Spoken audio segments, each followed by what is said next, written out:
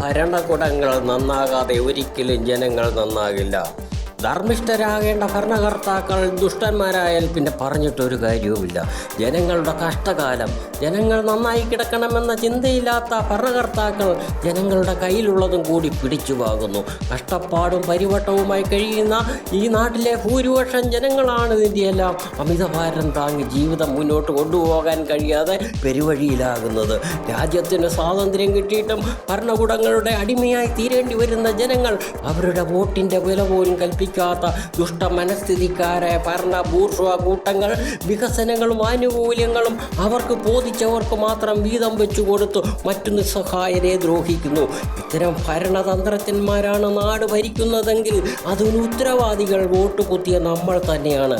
നല്ല മനുഷ്യരെയും സത്യസന്ധരായവരെയും നാം ഒഴിവാക്കിയതിൻ്റെ ശിക്ഷയാണ് ഇന്നു നാം അനുഭവിക്കുന്നതെന്ന് ഓർത്തോളുക.